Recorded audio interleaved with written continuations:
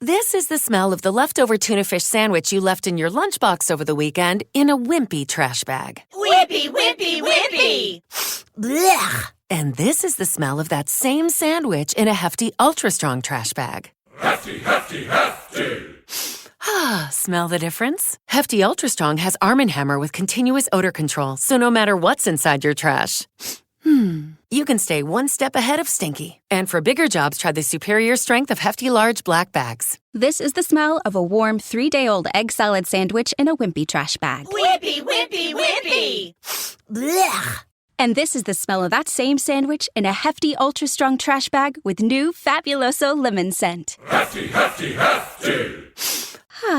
Smell the difference? When life gives you stinky, get Hefty Ultra Strong with new Fabuloso lemon scent. It smells like clean, freshly picked lemons. So no matter what's inside your trash, you can stop the stink and smell the lemon.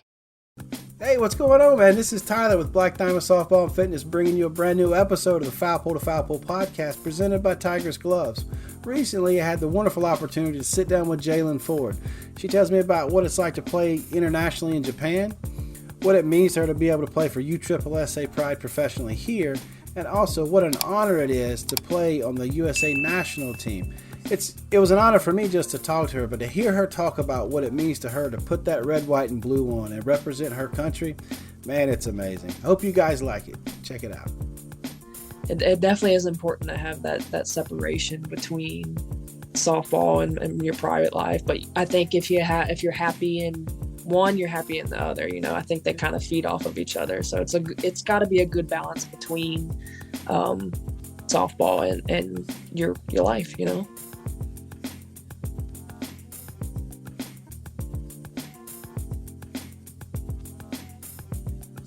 Hey, Jailyn, thank you for joining me today. It is an honor to talk to you. Thank you so much. Awesome. Happy to be here. Thanks for having me. Good deal. So we had to go through some stuff to kind of get connected here. You're over in Japan right now. Kind of let us know what you got going on over in Japan. Yeah, I'm here in Japan. I've been here since the middle of August. I'm in my second half of my season, so playing out here. We play in the first half for the spring, probably from about February to June. Take a little break, get to go back to the States, and now I'm finishing up here. So hopefully we're going to be able to make it to the finals and make championships and end up on top. So we'll see. Good deal. So how does the season work over in Japan? Like you're breaking it up into like a front half and a back half. Kind of, go back to the beginning of the season, kind of how it starts, and then what you're pushing towards there towards the end. Yeah. They usually bring us over probably about a month before season starts just to get a little bit of our spring training in, get comfortable with the team, get that dynamic going. And then this year we've actually done a little bit of a different schedule. We typically play 11 games in the spring, 11 games in the fall. They've kind of changed that dynamic just a little bit to where we're playing more games, which is nice, more softball. But so we played about 20 games in the first half up through June. And then we'll finish out our season this fall with 8 games before playoffs start in November. So hope the top, I think 3 teams from each division end up going into playoffs. And then it just kind of, whoever ends up winning the whole thing, you got to win them all at that point. But so how different is the game once you get to the professional level and then even the international level, that transition for like the first time athletes that are going over there to Japan, maybe the speed of the game, what are some of the little nuances about playing, internationally? Well, I think just playing professionally overall is just a whole lot more difficult, more challenging. A lot of it's more individualized. So it's really up to you how good you can be or how good you want to be. You got to put in that time and put in that effort. And the same thing kind of translates to international ball. They're just as good. The game is just the same. Communication's very similar. Say a lot of the differences, at least playing over in Japan, is just a lot more runners in motion, a lot more balls in play. They like to use a slap and run, hit and run, squeezes.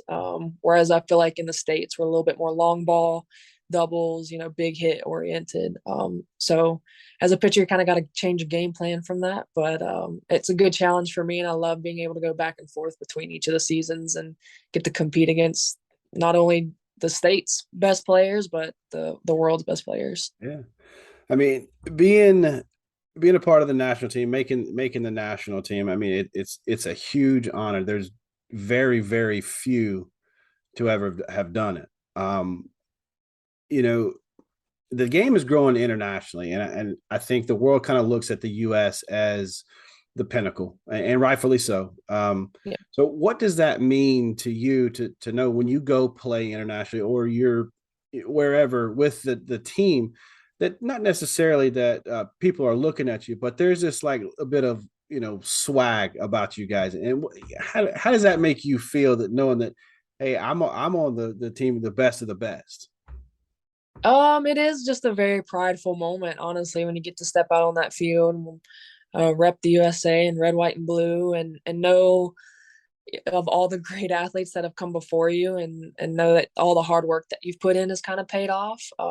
But then once you step out on that field and the game starts, you kind of forget about all those things. You forget about all the stats, and you just go out and compete, and another opportunity to play softball and compete against Japan and Australia and all the other teams, and Canada, and just a lot of former Olympians, and just a really cool opportunity. Being in that sisterhood, I'm sure. I mean, you have lifelong relationships and friendships with people that 20 years ago you probably would have never thought. I mean, when you're 7, 8, 9, 10 years old, and just playing the game for truly what it is, just playing the game. Did you think that this is where it could lead to, or was this just kind of like a dream? I wonder how far it could go. Um, I don't really know if I ever had that kind of forward thinking like that. It's not that I never watched it. I always watched softball on TV. I looked up to Kat Osterman as another lefty pitcher, watching her on TV and just watching the Olympics and um, all that stuff. But I never really imagined me doing it, I guess. Right. Up until maybe I got into high school and realized, maybe I could go to college. Maybe I could, if I keep working hard, do some pretty cool things. But did I think I would be here in Japan and a member of the U.S. national team? Probably not. Yeah, it's got to be a dream. I can only imagine. And I never played the game. I stopped playing baseball pretty young, and my daughters are the ones that picked up the sport. And I didn't think I'd be this kind of dad. I didn't know that I would jump, head over heels in it just like they did. And for me, watching them aspire to be just like the people they're able to see. You guys are at camps and clinics and meetings, and these girls have this tangible hero out there that I guess in years past, it wasn't like that so much. There wasn't as much social media or just ESPN coverage in general for the game. And you guys are ambassadors of the sport. So when you have the chance to go out there and meet those little ones that someday will be in your shoes, what do you do to kind of prepare yourself for that moment, to make sure that you give these girls, every opportunity to see what it's truly like and how much fun you guys are having? And this is something that you can be one day as well. I think the big thing, like we always go out there, we compete, we play, like we have fun doing that. But what is unique about our sport and about at least the leagues that I've been playing in recently is just the fan interaction after games, and just being able to go give autographs, to go see the girls and see how excited they get to see their favorite player, meet a softball player, meet a pro player. And then you start to realize your why again, why we're out there playing. Yeah, we'd love to make a little bit of money here and there. It's never anything to quit our real jobs for, but our real why is to grow this sport so that one day those girls can be out there playing. And it's that trickle down effect, really. So they really make us realize why we're there, why we're doing what we're doing, why we're putting in the hours and all the clinics and the camps and the lessons. And it's just to grow this game and to show everyone else our passion too, to continue in that same path and grow the game. So there's not very many lefty pitchers, whether it's baseball or softball. It just like life, I guess. Yeah. Being a lefty and learning, I'm sure you watched a lot of righties and you were trying to pick up, but then we have like Cat Osterman. You have some of your heroes or people that you looked up to and you were trying to emulate and stuff. When someone tells you that, hey, my daughter looks up to you, or I've watched you play for 5 years or 10 years or whatever, that moment kind of puts you back to your why and why you're doing this. Are you at all Yes. surprised at the popularity and the growth of the sport over the last few years? Or once you got into it, you could kind of see that, hey, this thing is taking off? I mean, is this just the next phase? Yeah, I think I could see a lot of the reason why it's so exciting and so, seeing a lot of growth within it is just it's so exciting. It's so fun to watch. It's, people like baseball for what it is, but then, you transition over to softball, it's so much quicker. It's an hour and a half game. The bases are shorter, the reaction time's quicker. All the plays just seem so much more extravagant, I think. And I think that's kind of what's catching on, especially I think we've talked a little bit about just the attention span of people these days. Just 4-hour games just won't cut it. Yeah. So I think we're gaining a lot of those fans too, and hopefully we can keep them around and keep it interesting. But yeah, there's a lot to love about this game, and the people are passionate, so it's got to kind of wear off too on them too. you know, Hot Springs, Virginia is not that very big of a town, is it? No, not at all. So there's a lot of pocket towns around. And so these little girls, and when they find out, well, she's from a little old town in Hot Springs and she made it. Your story, from playing little league ball and playing in college, and then now you're on the national team. I mean, it truly is. Hey, man, you put the work in, you stay dedicated. Doesn't matter where you come from. Your path is what how you ride it, and it's not always glamorous. I mean, there's the hard times and stuff.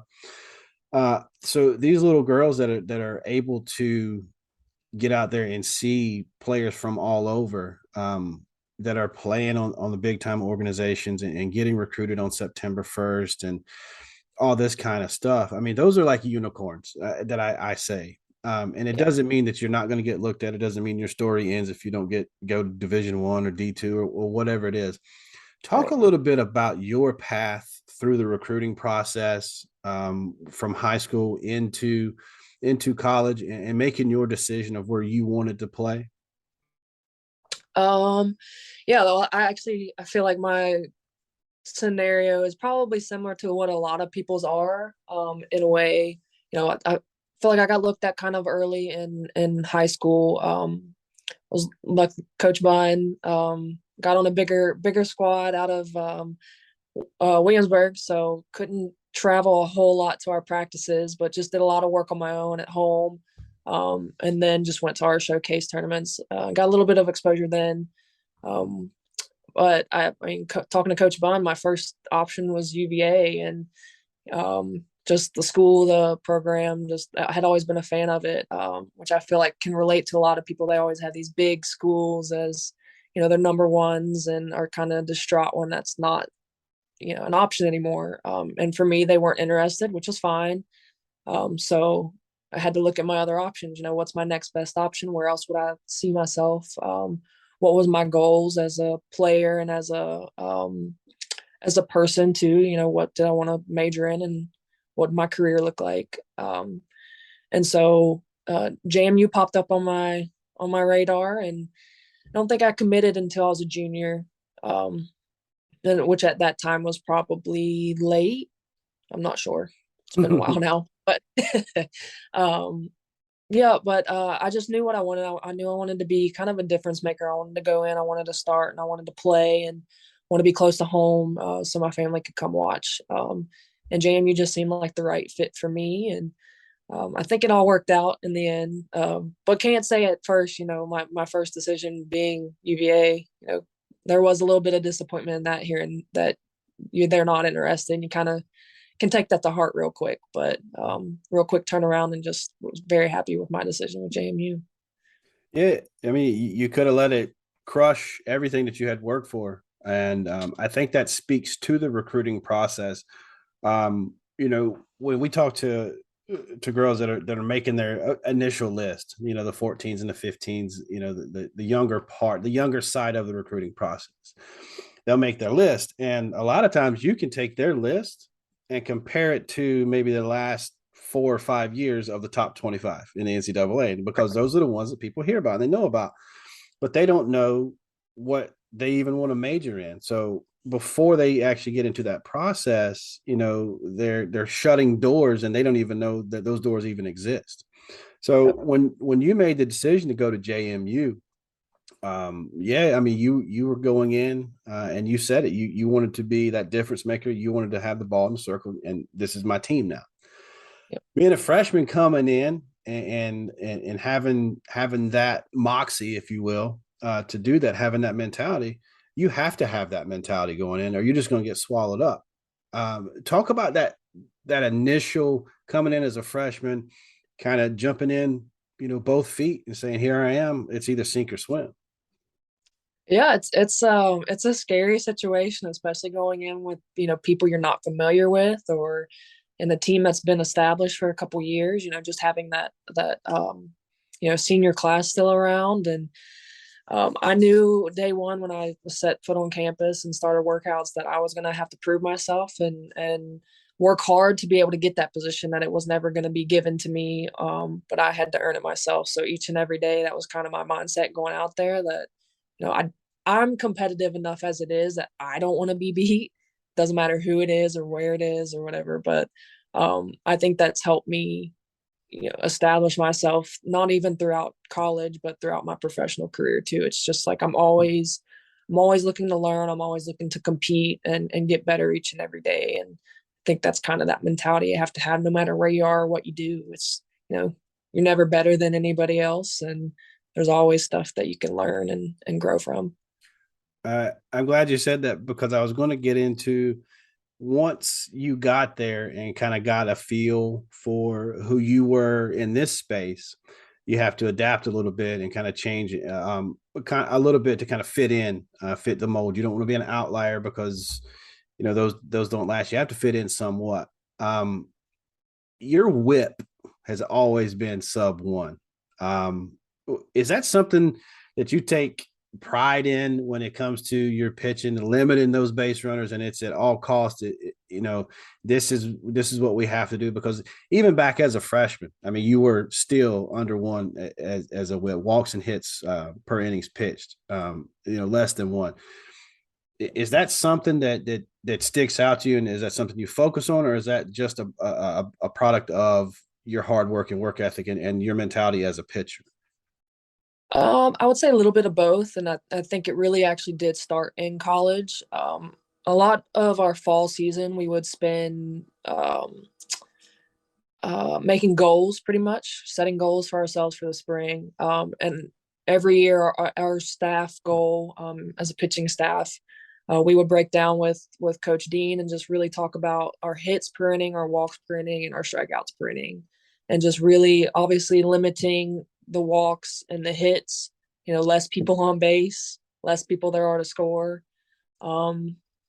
Same thing with hits, trying to limit. I think ours was typically about less than 1 walk a game and then less than 4 hits per 7 innings. And then 7 plus, depending on what type of pitcher you were, but 7 plus strikeouts per game. So for us, we tried to focus, or for me, maybe I should say for me, I tried to be more of a strikeout pitcher, take some pressure off the defense. Not all pitchers are like that. So just working on your strengths, but just trying to limit those base runners. If you have a leadoff, he was big too on leadoff walks. Yeah. Runner on first with no outs, you got a whole lot of opportunity to score. Whereas if you get that leadoff off, then typically you get to settle back in, and it's a lot more balls in your court rather than giving your opponent the opportunity to score. But no, we were big on that stuff. I've never really looked at the stats of whip per se, but Right. just really focused on walks and hits, Right. limiting those. Once you get into college, everybody's kind of on the even even playing field. I mean, there's those unicorns, there's those studs out there that, everybody knows, but there's just a certain level of competition that everybody plays at. Was that an adjustment for you to where, every game matters? Everybody's good. Every lineup is tough. 1 through 9, 1 through 10. It doesn't matter. I've got to be on my game. Talk about the pressure that you have on yourself in college to be able to perform every single day. Yeah, I think sometimes a lot of that pressure is probably self-inflicted. It's all from that external, like you feel like you have to be on each and every game, which is pretty unrealistic, but Right. I kind of thrive in that situation. I love when games matter and it's competitive and you're getting to face the team's best lineup.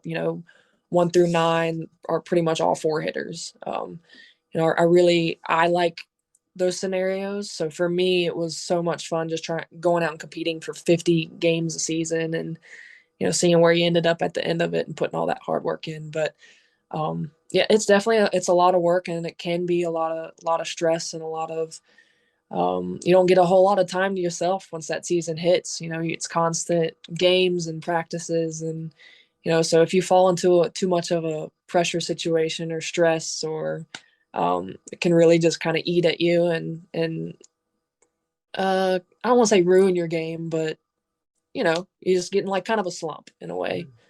So you have to have a really quick mentality of being able to switch on and off and, move on. You had a bad game, so what?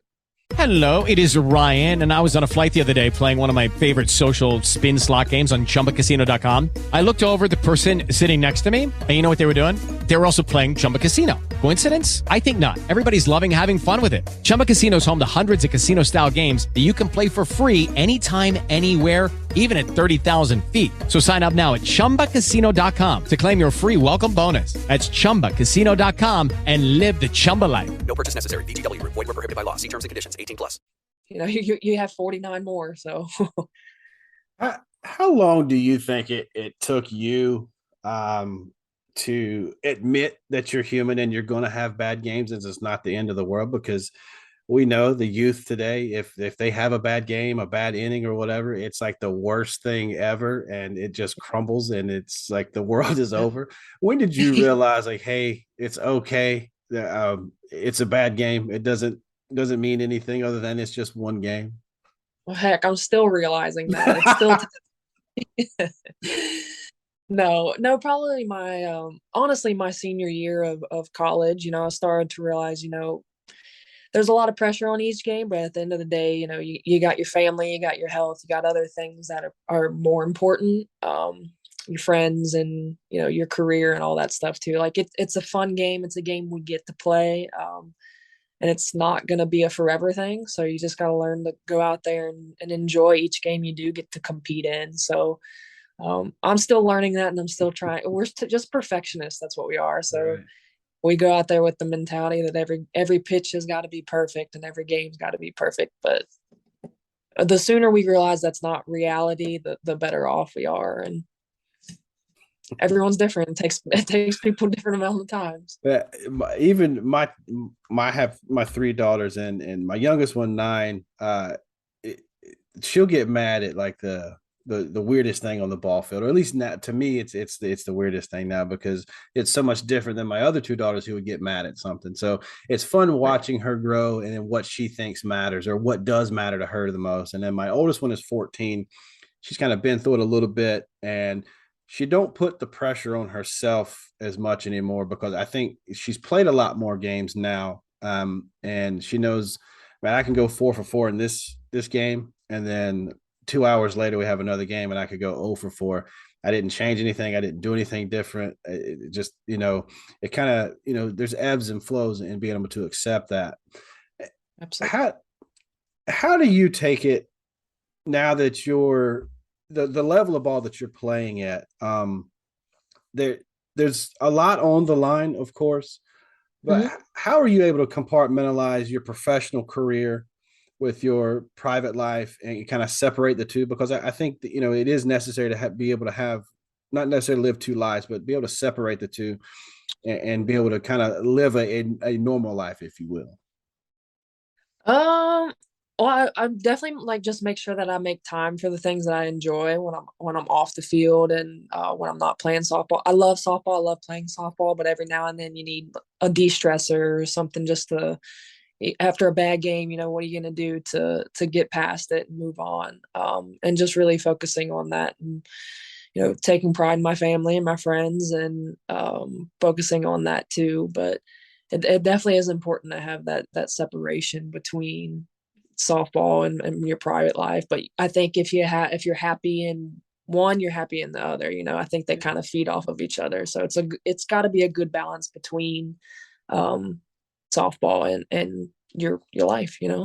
It's supposed to be fun. All of it's supposed to be fun. Life's supposed to be fun, and softball's supposed to be fun. So you're just kind of getting back to that mentality.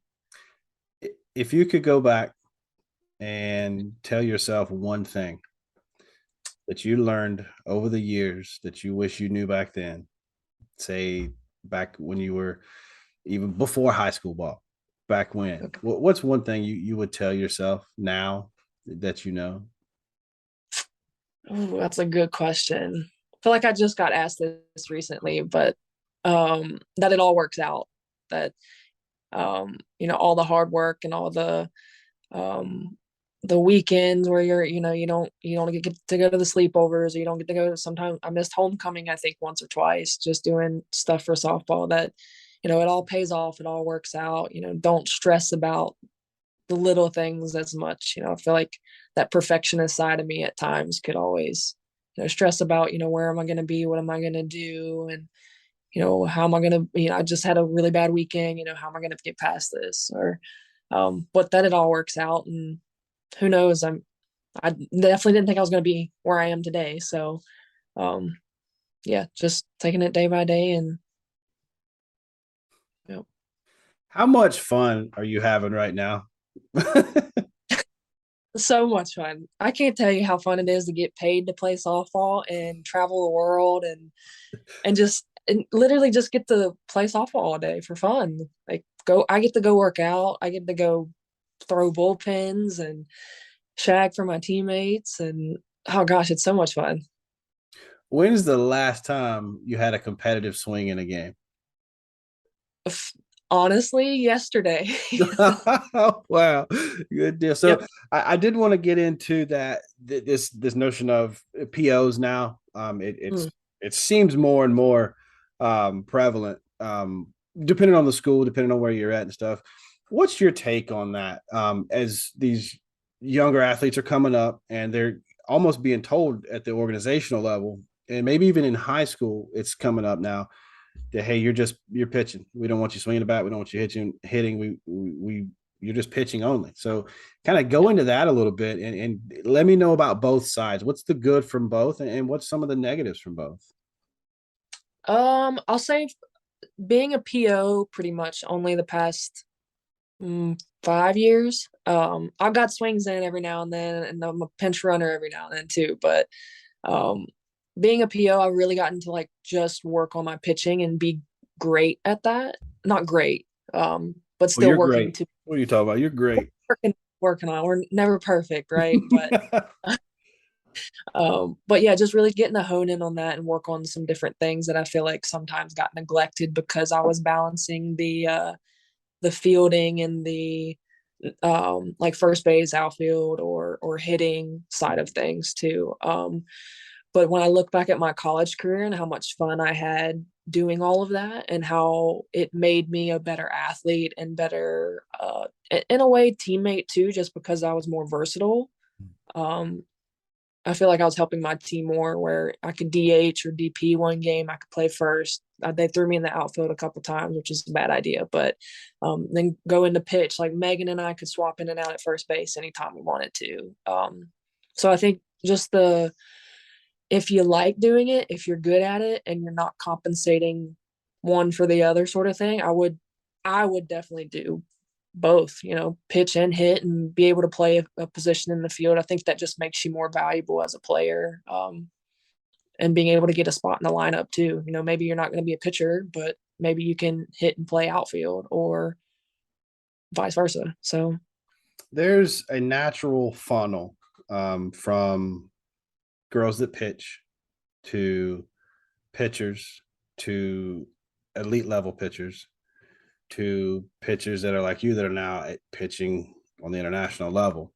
Talk about that natural funnel of you've seen girls that were great pitchers, but kind of decided to go a different way, or maybe an injury caused something, or at a moment the team needed to make a change. They fell in love with a new position, or someone else came along and was more effective, or they just got the nod or whatever. Talk about that natural funnel of that. It happens with pitchers. It doesn't happen with other positions on the field. It's just the pitcher funnel. Yeah. I think part of it, maybe hopefully this answers your question. I feel like it goes back to passion, and what you're passionate about. Like if you really love the hard work and you don't mind all the bullpens and the extra work, because pitching is a lot of work. I don't think people realize that, all the bullpen hours and trying to finesse pitches and spins and speed and mechanics, and doing that at an elite level to be able to face 9 batters 3 times, 4 times throughout a game. It does require a lot of work. So I think, it eventually funnels itself out. People funnel out there, now, okay, I love playing shortstop, and maybe it's not as much work, or if it's different work than being a pitcher. Not that it's less work, obviously. Every position has its own unique requirements, but definitely pitching is like one of that. I feel like the more demanding. You got to be able to think. You got to be able. You're in each pitch. You're in each inning. So there's a lot that goes into it. Talk about the relationship that you've had with some of your catchers throughout your career, and the friendships and the bonds that you guys have built. Whether it's high school, college, pro, and then now international. Honestly, I think my catchers have been my best friends. They're therapists. They're everything. They're a shoulder to cry on. You laugh with them, you cry with them, you bleed with them. You do everything with them, and I value them until the day I die. I know that they don't get nearly as much credit as pitchers do, and I hate that part of the game. Just because they are as important, if not more. They're the brains back there.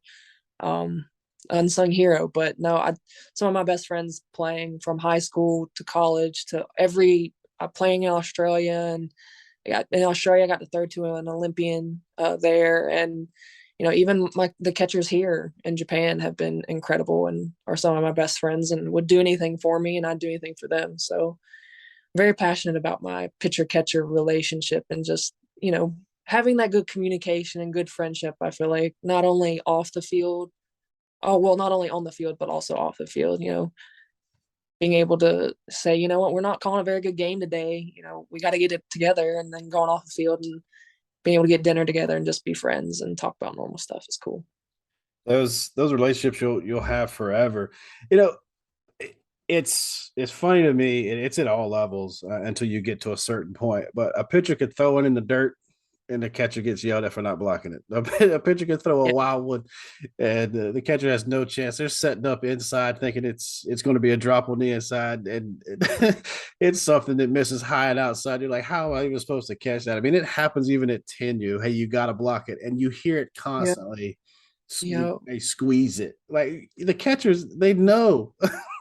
They know, and they just take it too, and it bugs me because I'm like, I try to take all the responsibility for it anyways, but gosh, they just wear it. They're like, yeah, it was my fault. Like I should have gotten to it. And most of them pretty easygoing. They're great. They're backstops, everything. Not only are they beat up physically back there from catching inning after inning and rep after rep in bullpens, but now they got to deal with, man, they're yelling at me and I had no chance of catching that one. Exactly. She missed her spot. They never, so I give it to them. What's some of your superstitions that you have that either people know or don't know? I don't have a whole lot of superstitions. I don't think I ever do anything. I used to always wear a black headband in college. I since got away from that, but Um, no, nothing. I always make sure I have a mouthpiece that I wear every game, but that's more of just like I need to focus sort of thing. And Mhm. plus, paid for my dental, so want to make sure that it's worth it. Yeah, that's it. Nothing too crazy. Don't step on the line, just the typical softball ones. Yeah. Now there's a lot of fields that these youth athletes are playing on are transitioning over to turf. Mm. When the first time you went from dirt to turf, was it a more mental or physical change you had to make, and how long did it take you to overcome that? Hey, this is different.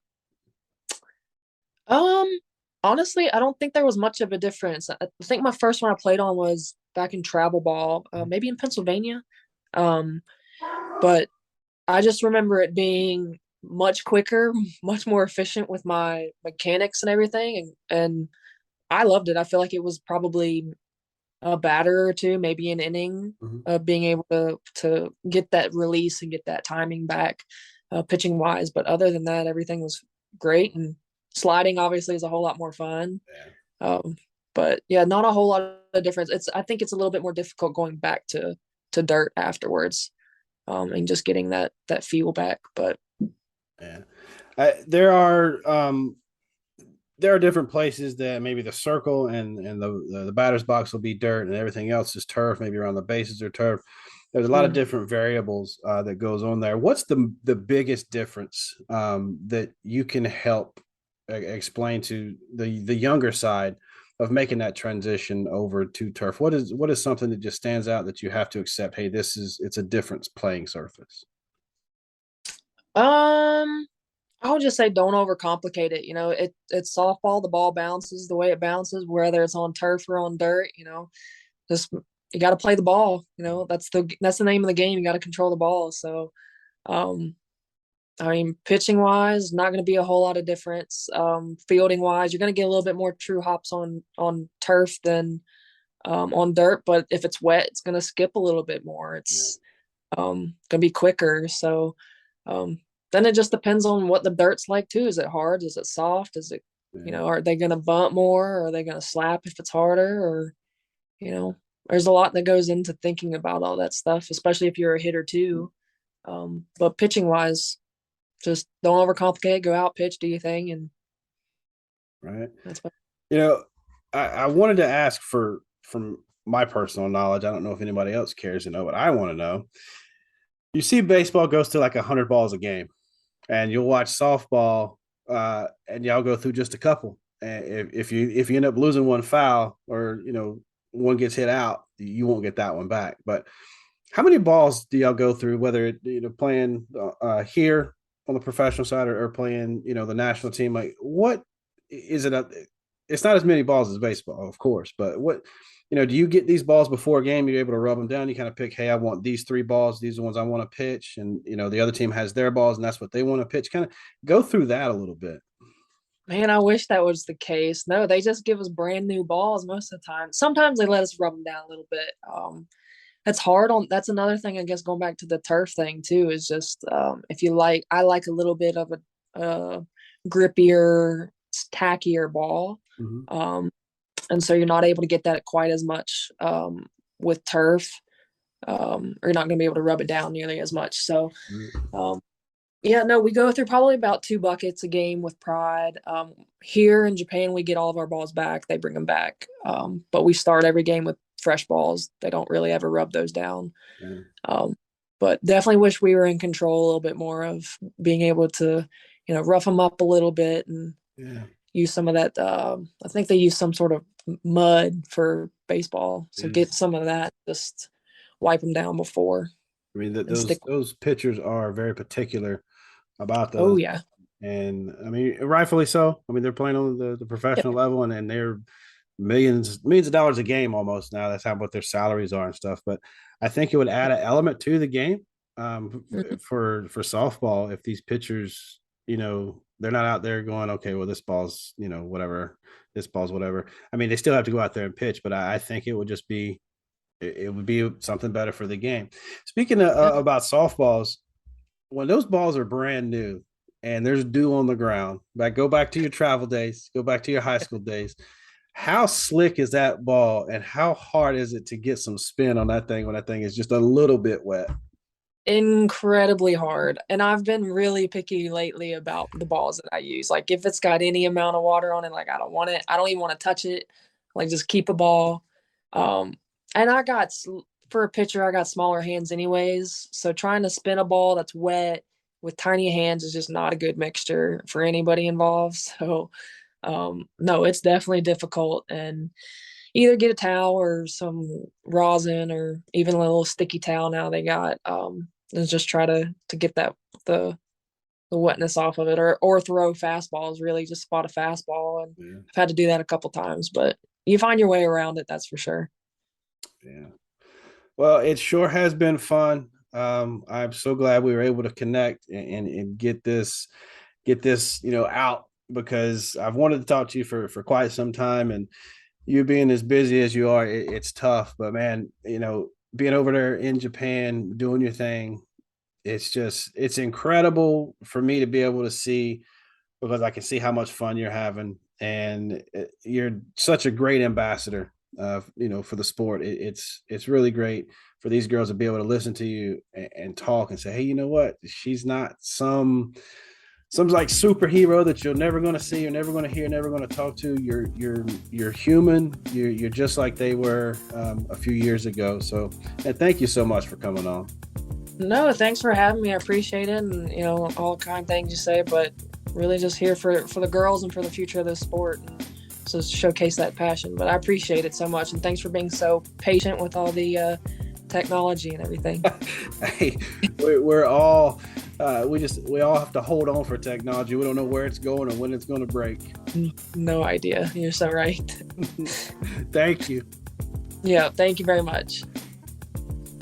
All right, so that's a wrap, man. I hope you guys enjoyed that as much as I did. Jailyn Ford is incredible. It was an honor to sit down and talk to her. Listening to her talk about the recruiting process, picking, a dream school, and then kind of figuring out what's the best option for her, and then making it professionally. Getting drafted 3rd overall, and then going to USSSA Pride, now playing internationally, and then becoming a member of the USA national team. Being able to wear that red, white, and blue and what it means to her, listen to her speak on that, it's awesome.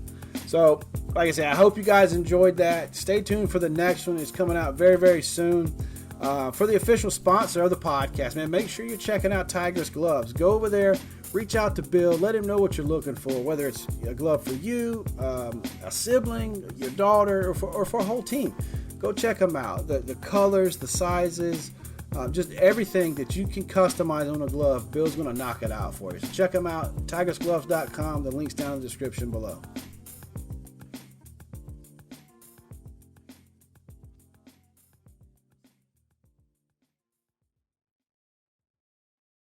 With Lucky Land Slots, you can get lucky just about anywhere. Dearly beloved, we are gathered here today to... Has anyone seen the bride and groom? Sorry, we're here. We were getting lucky in the limo and we lost track of time. No, Lucky Land Casino, with cash prizes that add up quicker than a guest registry. In that case, I pronounce you lucky. Play for free at LuckyLandSlots.com. Daily bonuses are waiting. No purchase necessary. Void where prohibited by law. 18+. Terms and conditions apply. See website for details. Okay, round 2. Name something that's not boring. A laundry? Ooh, a book club. Computer solitaire, huh? Ah, sorry. We were looking for Chumba Casino. That's right. ChumbaCasino.com has over 100 casino-style games. Join today and play for free for your chance to redeem some serious prizes. ChumbaCasino.com. No purchase necessary. Void where prohibited by law. 18+. Terms and conditions apply. See website for details.